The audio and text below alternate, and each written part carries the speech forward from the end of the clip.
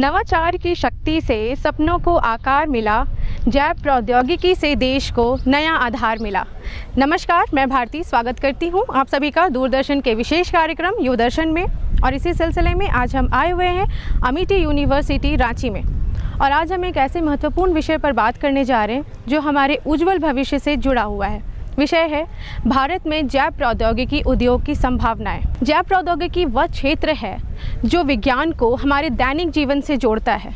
इसके माध्यम से बेहतर दवाइयाँ बनती हैं, खेती में सुधार होता है और पर्यावरण संरक्षण के नए रास्ते मिलते हैं।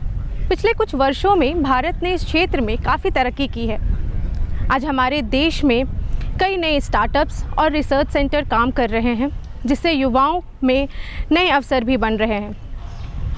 यह उद्योग न केवल आर्थिक विकास को गति देता है, बल्कि समाज के जीवन स्तर को भी मजबूत बनाता है। अगर हम सही दिशा में प्रयास करें तो भारत जैव प्रौद्योगिकी के क्षेत्र में विश्व स्तर पर एक बड़ी ताकत बन सकता है। तो आइए आज हम इस ज्ञानवर्धक विषय पर और भी गहराई से चर्चा करें और इसी में हम जानेंगे यहाँ के युवाओं और फैकल्टी से उनके विचार। तो चलिए, कृषि क्षेत्र में बायोटेक्नोलॉजी कैसे किसानों की मदद करती है? बायोटेक्नोलॉजी किसानों की बहुत तरीके से मदद करती है। एक्चुअली बायोटेक्नोलॉजी एग्रीकल्चर सेक्टर में एक इम्पॉर्टेंट रोल प्ले करता है। ये फार्मिंग को एक प्रॉफिटेबल, सस्टेनेबल मतलब टिकाऊ और आसान बना देता है फार्मर्स के लिए। हम बायोटेक्नोलॉजी का यूज़ करके एक हाई यील्ड क्रॉप बना सकते हैं, वेरिएंट बना सकते हैं, जिससे एक तो वो जल्दी ग्रो करेगा और हाई यील्ड भी देगा, जिससे प्रॉफिट होगा फार्मर्स को। हम जेनेटिक इंजीनियरिंग की मदद से हम ऐसा क्रॉप बना सकते हैं, उसका जीनोम को मॉडिफाई कर सकते हैं, जिससे वो पेस्ट रेजिस्टेंट, डिजीज़ रेजिस्टेंट हो। उससे होगा ये कि हम केमिकल पेस्टिसाइड का कम यूज़ करेंगे, जो सॉइल और प्लांट को तो कम इफ़ेक्ट करेगा ही करेगा, ज़्यादा वो फार्मर्स के को भी कम इफ़ेक्ट करेगा। और हम बायोटेक्नोलॉजी के हेल्प से सेल्फ लाइफ बढ़ा सकते हैं क्रॉप्स का और न्यूट्रिशन वैल्यू इंप्रूव कर सकते हैं। जैसे गोल्डन राइस कंटेन करता है बीटा कैरोटीन, जो बहुत अच्छा सोर्स है विटामिन ए का। बायोटेक्नोलॉजी कृषि क्षेत्र में बहुत ही महत्वपूर्ण है, क्योंकि इसके मदद से हम ऐसे फसल बना सकते हैं जो कि कम समय में ज़्यादा से ज़्यादा उत्पादन करे। इससे किसानों को बहुत फ़ायदा है, क्योंकि वो ज़्यादा से ज़्यादा प्रॉफिट कमा सकते हैं और ज़्यादा से ज़्यादा फसल एक साल में ही उगा सकते हैं।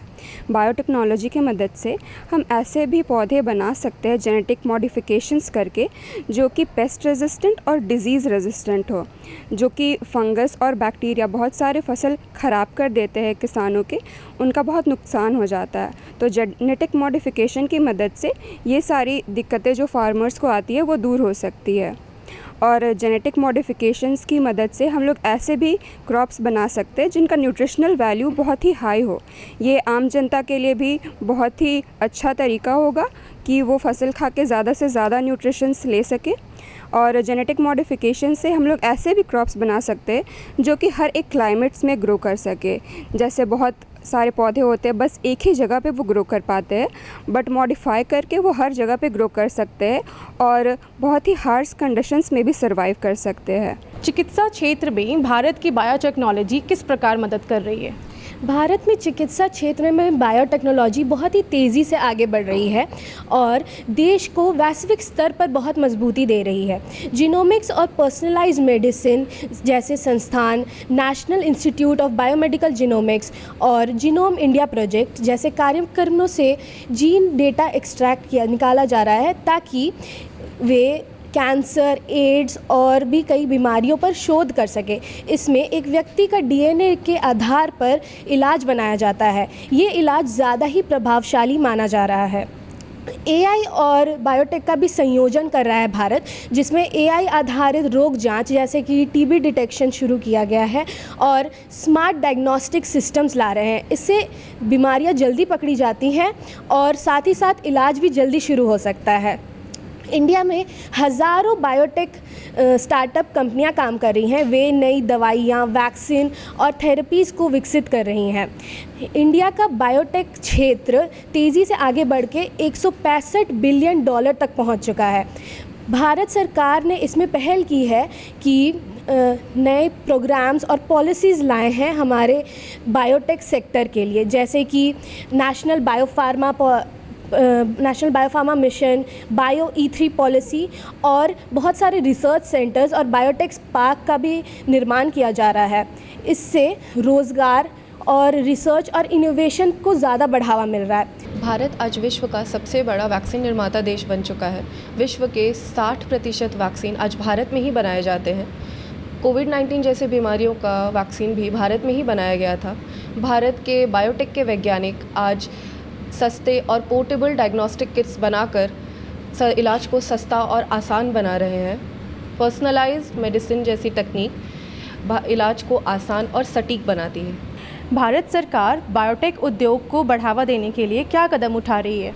भारत सरकार बायोटेक्नोलॉजी को प्रमोट करने के लिए बहुत सारे कदम उठा रही है। जैसे भारत सरकार बायोटेक लैब्स, बायोटेक पार्क्स बहुत सारे बन रहे हैं। हाईटेक रिसर्च फैसिलिटीज़ अवेलेबल हैं। इससे इंडस्ट्रीज़ और रिसर्च में कोऑर्डिनेशन बेटर हो रहा है। 2014 से लेकर 2024 से बायो इकोनॉमिक 10 बिलियन से लेके बढ़ाकर 165 बिलियन कर दी गई है, जिससे 11,000 प्लस बायोटेक स्टार्टअप्स डेवलप्ड हो चुके हैं। ये भारत को इकोनॉमिक में बढ़ा रहा है। बायो सेक्टर में बड़ा इन्वेस्टमेंट किया गया है, 10,000 करोड़ बायो फार्मा प्रोग्राम्स में। सरकार ने बायो E3 पॉलिसी शुरू करी है, biotechnology for employment, environment and economy, जिसका उद्देश्य है बायो इकोनॉमी, जॉब्स और एनवायरनमेंट प्रोटेक्शन को बढ़ावा देना। बायो मैन्युफैक्चरिंग को भी स्ट्रॉन्ग किया जा रहा है। दूसरा, डिपार्टमेंट ऑफ बायोटेक्नोलॉजी इस फील्ड की मुख्य सरकारी संस्था है, जहां कई सारे रिसर्च प्रोग्राम्स लॉन्च किए जाते हैं और आर्टिफिशियल इंटेलिजेंस और बायोटेक्नोलॉजी प्रोजेक्ट्स पे भी काम चल रहा है। तीसरा, बायरेक नए इंडस्ट्रीज़ और स्टार्टअप्स को सपोर्ट एंड मेंटोरशिप प्रोवाइड करता है। इसके अलावा कई सारे नेशनल मिशंस एंड स्कीम्स भी हैं, जैसे कि किसानों के लिए नए बायोटेक किसान, मेडिसिन एंड वैक्सीन्स के लिए नेशनल बायोफार्मा पॉलिसी और युवा यूथ को एंटरप्रेन्योरशिप की तरफ बढ़ावा देने के लिए। जैव प्रौद्योगिकी उद्योग में युवाओं के लिए कौन कौन से रोजगार के अवसर हैं? अभी भारतीय बजट जो कि हमारी फाइनेंस मिनिस्टर निर्मला सीतारमण ने अभी लागू किया है, जो कि 2026 से 27 के लिए है, उसमें हमें भारत को विकसित करने के लिए बायोफार्मा विजन दिखाया गया है और उसमें 10,000 करोड़ का आउटले दिया गया है। आगे अगर हम बात करें युवाओं की, तो युवाओं के लिए कई अवसर प्रोवाइड किए जा रहे हैं। सबसे पहला है बायो इन्फॉर्मेटिक्स में होता है कि हम कंप्यूटर और DNA डेटा को मिक्स करके हम उसमें डेटा एनालिसिस करते हैं। फिर आगे हमें एनवायरमेंटल बायोटेक्नोलॉजी भी है, इसमें हम अपने एनवायरनमेंट यानी कि अपने आसपास के चीज़ों को पढ़ते हैं और इसमें पोल्यूशन कंट्रोल यानी कि प्रदूषण की जांच करना इत्यादि देखा जाता है। अभी भारतीय जो बजट बना है 2026 से 27 के लिए, जो हमारी फाइनेंस मिनिस्टर सीतारमण ने बनाया है, वो उसमें बायोटेक्नोलॉजी को 10,000 करोड़ का निर्माण दिया गया है और उसके हिसाब से अभी युवाओं के लिए कई सारे अवसर अवेलेबल है। सबसे पहला जो इस पे फील्ड आता है, बायोटेक्नोलॉजी में 16 फील्ड अवेलेबल है और सबसे पहला फील्ड जो है वो है बायो इन्फॉर्मेटिक्स, जिसमें हम कंप्यूटर और DNA यानी कि जीन्स को स्टडी करते हैं। इसमें कोई वेट लैब नहीं किया जाता है, इसमें ड्राई लैब किया जाता है। आगे आता है एनवायरमेंटल बायोटेक्नोलॉजी, जिसमें कि हम अपने आसपास की चीज़ों को पढ़ते हैं और उसके बारे में जांच करते हैं, जैसे कि प्रदूषण और बायोडिग्रेडेशन और बायोरेमेडिएशन। आगे आता है हम क्वालिटी कंट्रोल या फिर फूड एंड बायोटेक इंडस्ट्री जो है, जिसमें कि हम जैसे कोको कोला हो गया, ये सब जो ब्रांड्स हैं खाने पीने की चीज़ें, ये सब भी बायोटेक इंडस्ट्री के अंदर आती हैं। आगे होता है कृषि विज्ञान के थ्रू हम बायोटेक्नोलॉजी करते हैं। इसमें हम सीड वगैरह को पढ़ते हैं और फार्मर्स जो होते हैं हमारे जो कृषि हैं उन सबको हेल्प करते हैं। जैव प्रौद्योगिकी यानी कि बायोटेक्नोलॉजी युवाओं के लिए एक ऐसा क्षेत्र है जिसमें कई तरह के फील्ड उपलब्ध हैं करियर के लिए। अगर मैं बात करूं बायोटेक्नोलॉजी के अंतर्गत किस तरह के क्षेत्र उपलब्ध हैं, तो इसमें आता है रिसर्च साइंटिस्ट एक ऐसी फील्ड है जिसके अंतर्गत एक रिसर्चर कई तरह के विशेषों पर रिसर्च करते हैं, जैसे कि cancer biology, developmental biology, microbiology, bio prospecting and quality control analysing. अगर मैं बात करूं डेवलपमेंटल बायोलॉजी की, तो डेवलपमेंटल बायोलॉजी के अंतर्गत आता है एक मनुष्य के विज्ञान के बारे में जानना। मनुष्य के अंतर्गत किस तरह की चीज़ें उपलब्ध हैं, यानी कि उनके ऑर्गन्स के बारे में पढ़ना। अगर मैं बात करूं कैंसर बायोलॉजी की, तो रिसर्च साइंटिस्ट के अंदर एक रिसर्च साइंटिस्ट कैंसर के बारे में किस तरह पढ़ता है और इसके अंतर्गत आगे आने वाली परिस्थितियों को कैसे वो समझेगा, वो रिसर्च साइंटिस्ट की कार्य होती है। भारत को बायोटेक्नोलॉजी क्षेत्र में किन किन चुनौतियों का सामना करना पड़ रहा है? भारत में बायोटेक्नोलॉजी का भविष्य बहुत ही उज्जवल है, पर किन प्रमुख चुनौतियों का सामना करना पड़ता है, जैसे कि एडवांस इंफ्रास्ट्रक्चर। बहुत सारे शहरों में, छोटे शहरों में लैब्स ना होने की वजह से बहुत सारे रिसर्च नहीं हो पाते हैं, और जहाँ पर लैब्स हैं वहाँ एडवांस इंफ्रास्ट्रक्चर जैसे कि इक्विपमेंट्स और बहुत सारी चीज़ें ना होने की वजह से वहाँ रिसर्च नहीं हो पाती है। जैसा कि बायोटेक्नोलॉजी का जो रिसर्च है वो बहुत ज़्यादा ही महंगे होते हैं, तो उन्हें फ़ंड की ज़रूरत होती है सरकार के द्वारा या तो कोई प्राइवेट सेक्टर के द्वारा। पर फंड में, सरकार के द्वारा जो फ़ंड मिलता है या तो उनमें देरी की जाती है या तो कभी कभी नहीं मिलती है अप्रूवल, जिसकी वजह से जो रिसर्च है ये उसमें बहुत ज़्यादा ही देरी आ जाती है। और ये है कि जो भी रिसर्च होता है उसमें अप्रूवल की ज़रूरत होती है किसी भी रिसर्च को करने के लिए, तो उन अप्रूवल की वजह से बहुत ज़्यादा ही देरी हो जाती है, कभी महीनों कभी सालों लग जाते हैं अप्रूवल मिलने के लिए। और अगर इन सब के बावजूद अगर रिसर्च हो भी जाए तो हमें अवेयरनेस की ज़रूरत होती है। किसान जैसे कि बहुत ज़्यादा ही अनअवेयर है, जैसे कि बायोटेक्नोलॉजी में बहुत सारी चीज़ें ऐसी हैं जैसे कि जेनेटिकली मॉडिफाइड क्रॉप्स, तो किसान ये सब चीज़ से अनअवेयर हैं, तो जिनकी वजह से वो लोग इस चीज़ का लाभ नहीं उठा पाते हैं। जैसा कि हम जानते हैं आज के युग में भारत बायोटेक्नोलॉजी के क्षेत्र में अपना बहुत बड़ा नाम कर रहा है, लेकिन उसे काफ़ी चुनौतियों का सामना करना पड़ रहा है। जैसे कि भारत में पेटेंट लेने में काफ़ी दिक्कत होती है और उन्हें काफ़ी चुनौतियों का सामना भी करना पड़ता है। हमारे भारत में डिग्री की कमी नहीं है, लेकिन स्किल्स की बहुत कमी है। स्टार्टअप की भूमिका भारत के बायोटेक उद्योग में कितनी महत्वपूर्ण है? आज के ज़माने में मुझे लगता है कि इंडिया में स्टार्टअप करने से समाज को बहुत ही फ़ायदेमंद होगा, क्योंकि स्टार्टअप से हमें बहुत सारे नए तकनीक मिलेंगे जिससे हम लोग बहुत अच्छे दवाइयाँ और वैक्सीन्स बनाएंगे और जिससे हम लोगों का चिकित्सा कर सकेंगे। साथ ही साथ इन स्टार्टअपों के कारण हम लोग के जॉब अपॉर्चुनिटीज़ भी बहुत बढ़ जाएंगी, जिससे लोगों अलग अलग सेक्टरों के भी स्टूडेंट्स के पास जॉब्स आएंगे, जैसे आईटी, मैनेजमेंट, मैन्युफैक्चरिंग, अलग अलग जगह से। भारत में बायोटेक स्टार्टअप्स के बारे में अगर रिसर्च में बात करें तो रिसर्च से प्रोडक्ट्स बनना एक स्टार्टअप का ही पार्ट है, जिससे मार्केट में हमें अच्छे यूज़फुल प्रोडक्ट्स मिलते हैं, जिससे लैब से मार्केट का गैप कम होता है। अगर हम कृषि और पर्यावरण पे बात करें तो ये हमें अच्छे बीज, फसल तकनीक, बायो फर्टिलाइज़र्स और बायो पेस्टिसाइड्स मिलते हैं, जिससे कृषि और पर्यावरण की अच्छी मदद होती है और उन्हें कोई नुकसान नहीं होता। बायोफ्यूल क्या है और यह भविष्य के लिए क्यों महत्वपूर्ण है? बायोफ्यूल वह ईंधन है जो पौधे, खेतों के बचे कुचे कचरे और जानवरों के अवशेष जैसे प्राकृतिक चीज़ों से बनाया जाता है। पेट्रोल और डीजल की जगह इस्तेमाल होने वाला सबसे सुरक्षित और कभी ना ख़त्म होने वाला विकल्प है। इसके उदाहरण हैं बायोएथेनॉल जो गन्ने और मक्के से बनता है, बायोगैस जो गोबर और गीले कचरे से बनता है। बायोफ्यूल्स हमारे और हमारे भविष्य के लिए काफ़ी महत्वपूर्ण है, जैसे पर्यावरण की रक्षा, यह प्रदूषण कम करता है और ग्लोबल वार्मिंग भी कम करता है। दूसरा, किसानों की मदद, जो किसान अपने ख़राब खेती को जला देते थे, अब वही किसान उसे बेचकर काफ़ी पैसे कमा लेते हैं। तीसरा है न्यू टेक्नोलॉजीज़, भविष्य में गाड़ियाँ सिर्फ पेट्रोल पर नहीं चलेगी, वह इलेक्ट्रिसिटी और बायोफ्यूल के कॉम्बिनेशन से चलेगी। भविष्य में भारत ग्लोबल बायोटेक्नोलॉजी मार्केट में अपनी स्थिति कैसे मजबूत कर सकती है? भविष्य में भारत मार्केट फील्ड में कैसे ग्रो कर सकते हैं, इससे पहले हम जानते हैं कि बायोटेक्नोलॉजी होता क्या है। तो आइए हम समझते हैं बायोटेक्नोलॉजी क्या है। बायोटेक्नोलॉजी एक ऐसा विज्ञान है जिसमें जीवित प्राणियों जैसे कि बैक्टीरिया, प्लांट, एनिमल्स के उपयोग से हम नई नई तरीके के तकनीकी का निर्माण करते हैं जो मानव के लिए बहुत ही ज़रूरत है, बहुत ही महत्वपूर्ण होता है। उसके बाद हम देखते हैं कि ये बायोटेक्नोलॉजी देश में आई कैसे। ये कोई नई चीज़ नहीं है, प्राचीन समय से लोग इसका उपयोग करते हुए आ रहे हैं। जैसे कि दही बनाना, रोटी बनाना, शराब का निर्माण, ये सब शुरुआती रूप से बायोटेक्नोलॉजी में आ चुका था। इसका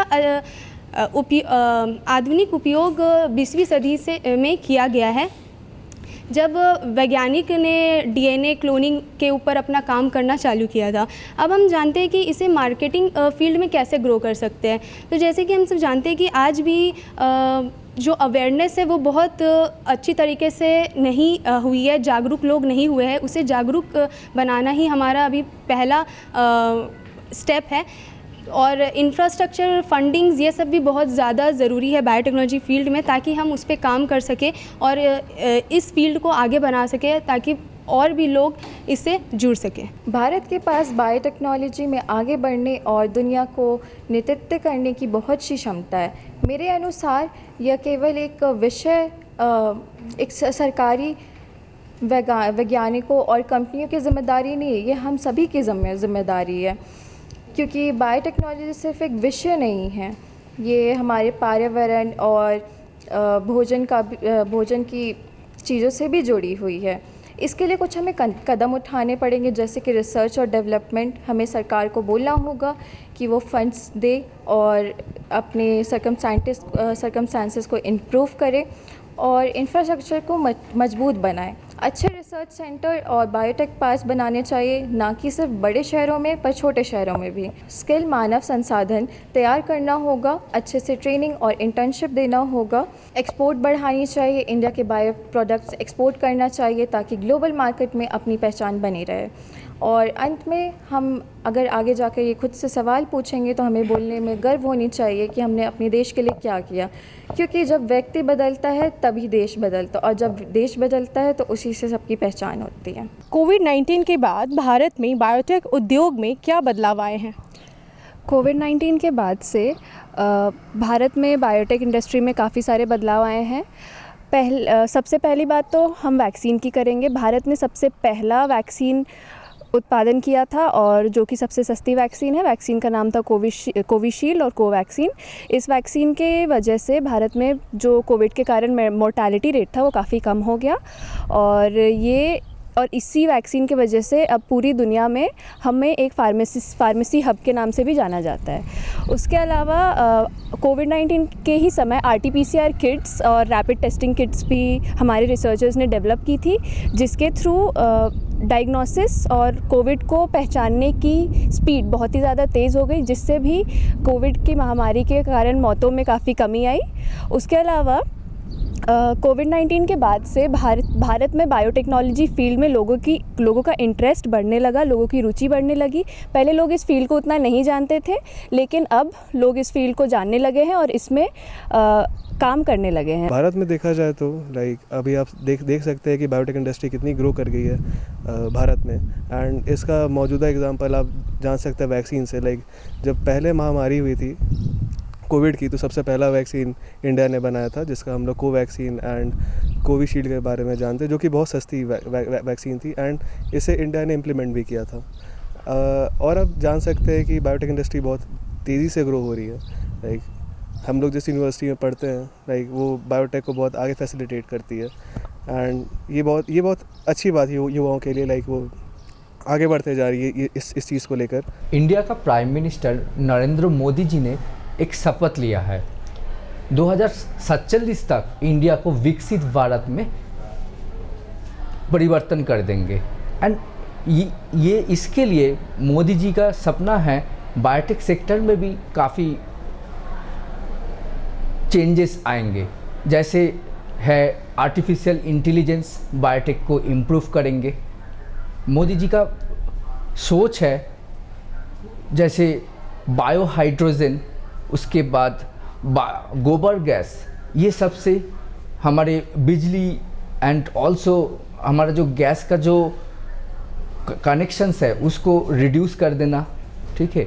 उसके बाद प्लांट प्रोडक्शन इंक्रीज़ करने के लिए उनका कहना है हम लोग नेचुरल रेमेडीज़ के तरफ जाएंगे, नेचुरल फर्टिलाइज़र के तरफ जाएंगे, जैसे है गोमूत्र, उसके बाद गोबर, एंड ये सब सामान को फर्टिलाइज़र के तरह हम लोग यूज़ करेंगे तो हम लोग जो केमिकल फर्टिलाइज़र का खर्चा कम कर सकते हैं, ठीक है। तो ये उनका कहना है। एग्रीकल्चर सेक्टर में काफ़ी हम लोग चेंजेस ला सकते हैं, एंड उनकी जो कहना है कन्वेंशनल प्रोडक्टिविटी इंक्रीज़ करने के लिए उनका फोकस ज़्यादा है compare to the genetically engineered crop productivity. जो हमारे देखा गया है जेनेटिकली इंजीनियर्ड क्रॉप का काफ़ी सारा ड्रॉबैक्स है, जैसे है they are not environmentally suitable, they kill our different type of insects. So ये सब के वजह से काफ़ी इंडिया में काफ़ी सारा प्रॉब्लम्स होता है। तो मोदी जी का कहना है हम लोग नॉर्मल ब्रीडिंग से हम लोग प्लांट्स को सामने लेके जाएंगे तो उसमें प्रोडक्टिविटी हम लोग इंक्रीज़ कर सकते हैं। ये गया प्लांट के मॉडिफिकेशंस। उसके बाद मेडिसिन सेक्टर में मोदी जी काफ़ी सारा चेंजेस बच्चों के लिए लेके आ रहा है। नया जो जनरेशन्स है उन लोगों के लिए फास्ट चेंजेस है। इंडिया मैन्युफैक्चरिंग हब में कन्वर्ट हो जाएंगे। ये मैन्युफैक्चरिंग हब का काम क्या है? ये pharmaceutical supplier of the India बन जाएंगे, ठीक है। जैसे जिसमें आपका वैक्सीन आ गया, देन ग्रोथ हार्मोन्स आ गया। India will be making its own products for the production of different kind of vaccine, therapeutics, small drug molecules, then antibodies. ये सब बनाना इंडिया ने अभी धीमे धीमे शुरू कर देंगे, एंड इससे क्या होगा, जॉब अपॉर्चुनिटी भी बढ़ेंगे। सो बायोटेक्नोलॉजी, जिसको हम जैव प्रौद्योगिकी के नाम से भी जानते हैं, आज के समय की मांग है, क्योंकि मनुष्य के सामने आज के डेट में या हम लोगों के सामने एक कंट्री के सामने जो मेजर प्रॉब्लम्स आज के डेट में हैं, जो कि फूड सिक्योरिटी को लेके है। खाद्य संसाधन हमारे कम होते जा रहे हैं, क्योंकि जो हमारे पास भूमि है जिस पे हम एग्रीकल्चरल प्रैक्टिसेस करते हैं वो कम होते जा रहे हैं, पॉपुलेशन बढ़ते जा रहे हैं। खाद्य का प्रॉब्लम, उसके बाद फिर हमारा ईंधन का प्रॉब्लम, जो फ्यूल सिक्योरिटी से रिलेटेड जो प्रॉब्लम है, एंड मेडिसिन से रिलेटेड जो प्रॉब्लम्स हैं, जो सारे हमारी जनसंख्या को जो बीमारियों से बचाने के लिए जो दवाएं चाहिए उन सबों के लिए, प्लस जो पॉल्यूशन से रिलेटेड, प्रदूषण से रिलेटेड जो प्रॉब्लम्स हैं, ये सारे प्रॉब्लम्स आज के डेट की सबसे महत्वपूर्ण समस्याएं हैं जिससे हम सब लोग दो चार हो रहे हैं। सो इन सबों के समाधान का जो मंत्र है, जो एक रास्ता है, वो जैव प्रौद्योगिकी की तरफ से निकलता है। सो जैव प्रौद्योगिकी में इन सारे चारों जो समस्याएं मैंने अभी बताई, उन चारों समस्याओं से निपटने के समाधान और रास्ते उपलब्ध हैं। सो एग्रीकल्चरल फील्ड में अगर हम देखें तो नई जो जेनेटिक इंजीनियरिंग के थ्रू हम नया प्लांट्स बना सकते हैं जो कि फूड सिक्योरिटी से रिलेटेड प्रॉब्लम्स को सॉल्व कर सकते हैं। आज के डेट में हमारी जो सरकारें हैं, चाहे वो राज्य सरकार हो, चाहे वो केंद्र सरकार हो, वो खाद्य प्रसंस्करण पे काफ़ी फोकस कर रही है। सो उसके थ्रू भी हम फूड सिक्योरिटी को मेंटेन कर सकते हैं। 12वीं के बाद बच्चे जब सोचते हैं हम कौन सी सब्जेक्ट लेके पढ़े ताकि आगे चल के एक अच्छा कैरियर बना सकते सब्जेक्ट में, तो झारखंड के लिए या भारत के लिए, बेसिकली हमारा झारखंड प्रदेश के लिए सबसे अच्छा एक सब्जेक्ट है जो है बायोटेक्नोलॉजी। बायोटेक्नोलॉजी करने के बाद वो बहुत सारा स्कोप्स तो है ही, बट पहला क्या है, हम लोग यहाँ पर जब बायोटेक्नोलॉजी सब्जेक्ट लेके बच्चे पढ़ते हैं तो उसको फर्स्ट ईयर से हम लोग उसको कुछ सब टॉपिक्स देते हैं जिस टॉपिक्स में वो अपना थोड़ा सा शोध कार्य करे, एंड उसी शोध कार्य के कारण वो कुछ आगे चल के रिसर्च का उसको एक्सपोजर मिले, चाहे वो रिसर्च एक्सपोजर चाहे मेडिकल सेक्टर में हो, चाहे फार्मेसी सेक्टर में हो, चाहे प्लांट सेक्टर में हो, या एनिमल सेक्टर या इंडस्ट्रियल सेक्टर में हो।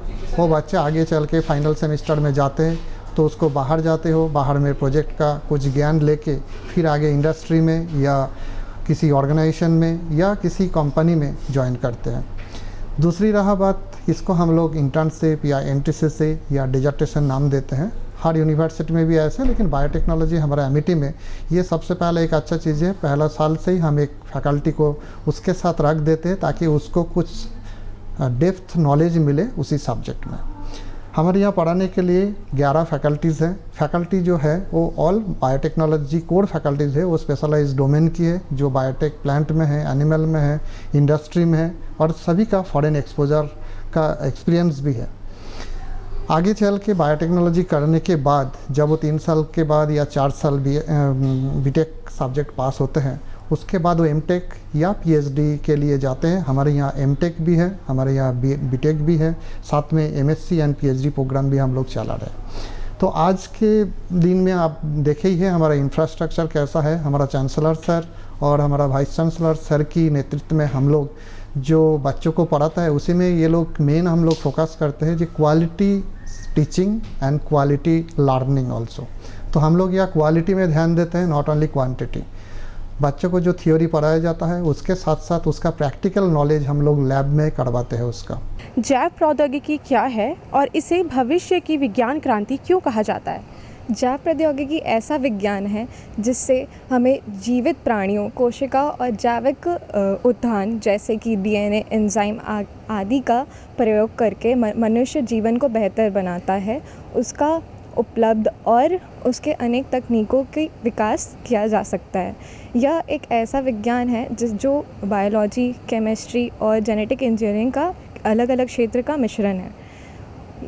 इसमें कई सारी दवाइयाँ, वैक्सीन का निर्माण होता है जैसे कि कोविड-19 के टीके, और ये एग्रीकल्चर में भी यूज़ होता है। उसमें उसकी गुणवत्ता, फसलों की गुणवत्ता और उनका जो ईल्ड है वो बहुत ज़्यादा इंक्रीज़ कराता है। जैव प्रौद्योगिकी से कचरे को कम किया जा सकता है, प्रदूषण को साफ करने के लिए सूक्ष्म जीवों का उपयोग होता है। औद्योगिक विकास, बायोफ्यूल का निर्माण, पर्यावरण के अनुकूल उत्पाद बनाना, जीन स्तर पर नियंत्रण, डीएनए से बदलाव करके वैज्ञानिक नई विशेषताएं जैसे जेनेटिकली मॉडिफाइड ऑर्गेनिज्म बनाते हैं, जिससे भविष्य में डिज़ाइनर जीव और बेहतर इलाज संभव हो सकते हैं। अंत में मैं इतना ही कहना चाहूँगी कि जैव प्रौद्योगिकी केवल एक पढ़ाई का विषय नहीं है, बल्कि यह देश की ज़रूरत बन चुकी है। स्वास्थ्य, खेती और पर्यावरण हर क्षेत्र में इसकी भूमिका दिन ब दिन बढ़ती जा रही है। कोविड-19 जैसी महामारी के समय भारत ने दिखा दिया कि हम रिसर्च और वैक्सीन के क्षेत्र में किसी से पीछे नहीं हैं। आज सरकार और निजी कंपनियां मिलकर बायोटेक उद्योग को आगे बढ़ा रही है, जिससे युवाओं में रोजगार के अवसर बढ़ रहे हैं और देश को आत्मनिर्भर भी बना रहा है। अगर युवा इस दिशा में आगे बढ़े तो भारत दुनिया में अपनी एक मजबूत पहचान बना सकती है। इसी उम्मीद और विश्वास के साथ मैं आज के कार्यक्रम का यहीं समापन करती हूँ। हम फिर मिलेंगे आपसे युवदर्शन प्रोग्राम के अगले अंक में। तब तक के लिए मुझे और मेरी टीम को दीजिए इजाज़त। जोहार, नमस्कार, धन्यवाद।